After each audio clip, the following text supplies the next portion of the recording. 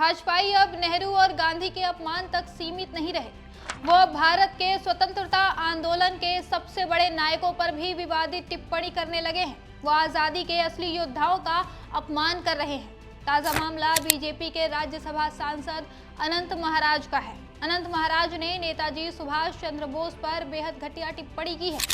उन्होंने कहा है, क्या नेताजी के पिता के पास कोई सत्ता थी या वो खुद आजाद हिंद फौज बना रहे थे? वो सभी असल में ब्रिटिश सेना के भारतीय सैनिक थे। जर्मनों ने उन सैनिकों को बंदी बनाया और बाद में नेताजी को सौंप दिया। नेताजी ने उस मौके का सरासर गलत इस्तेमाल किया। जान लीजिए कि नेताजी सुभाष चंद्र बोस ने आजाद हिंद फौज बनाकर अंग्रेजों के खिलाफ सीधी लड़ाई लड़ी थी। जापान और जर्मनी की मदद से सैनिक जुटाए, आजाद हिंद सरकार बनाई और तुम मुझे खून दो मैं तुम्हें आजादी दूंगा का नारा दिया। और आज बीजेपी का सांसद उन्हें मौके का गलत इस्तेमाल करने वाला बता रहा है। ये सिर्फ अपमान नहीं है, ये इतिहास के साथ खिलवाड़ है। हालांकि ये कोई नई बात नहीं है बीजेपी के लिए। शुरू से ही बीजेपी और आरएसएस आजादी के नायकों का अपमान करती आई है। कई बार तो इन्होंने राष्ट्रपिता महात्मा गांधी तक का अपमान किया। उदाहरण के लिए प्रज्ञा सिंह ठाकुर को ही देख लीजिए, जो बीजेपी की सांसद है।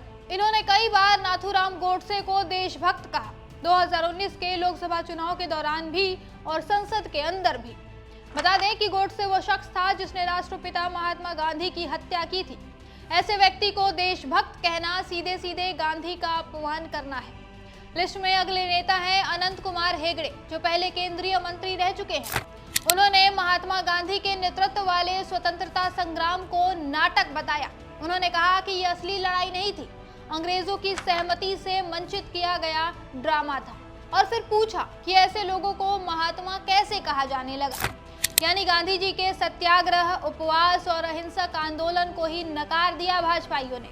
फिर अमित शाह ने 2017 में, जब वो बीजेपी के राष्ट्रीय अध्यक्ष थे, तब एक भाषण में महात्मा गांधी को चतुर बनिया कहा। ये शब्द जाति सूचक और अपमानजनक माना गया। गांधी जी को उनके जन्म की जाति के आधार पर छोटा दिखाने की कोशिश की गई। बाद में माफी मांगने को कहा गया तो अमित शाह ने साफ इनकार कर दिया और माफी नहीं मांगी। इसके अलावा अनिल सौमित्र, जो मध्य प्रदेश बीजेपी के प्रवक्ता थे, उन्होंने एक बार कहा कि महात्मा गांधी पाकिस्तान के राष्ट्रपिता हैं, भारत के नहीं।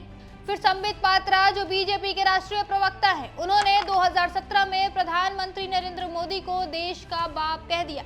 ये उपाधि महात्मा गांधी के लिए इस्तेमाल होती है। यानी गांधी जी की जगह संबित पात्रा ने मोदी को बिठा दिया। फिर त्रिवेंद्र सिंह रावत, जो उत्तराखंड के पूर्व मुख्यमंत्री हैं, उन्होंने भी गोडसे को देशभक्त कहा। गिरिराज सिंह, जो केंद्रीय मंत्री हैं, उन्होंने गोडसे को सपूत यानी योग्य बेटा करार दिया।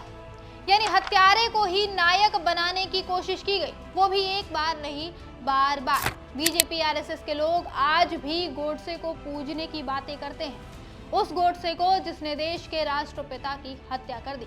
और हाँ, सिर्फ गांधी ही नहीं, नेहरू को लेकर भी बीजेपी के नेता अक्सर हमलावर रहते हैं। आज भी हर समस्या का ठीकरा नेहरू पर फोड़ दिया जाता है। बीजेपी के गालीबाज सांसद निशिकांत दुबे ने तो संसद में नेहरू को अय्याश तक कह दिया, वो भी एक बार नहीं कई बार कहा। यानी देश के पहले प्रधानमंत्री को व्यक्तिगत रूप से अपमानित किया। ये सिलसिला है जो चलता रहता है, कभी गांधी, कभी नेहरू, कभी नेताजी सुभाष चंद्र बोस। बीजेपी और आरएसएस की विचारधारा में आजादी के असली नायकों के लिए सम्मान नहीं दिखता। वो सिर्फ अपने हिसाब से इतिहास बदलना चाहते हैं। जो उनके विचार से मेल नहीं खाता, उसे छोटा दिखाने की कोशिश करते हैं।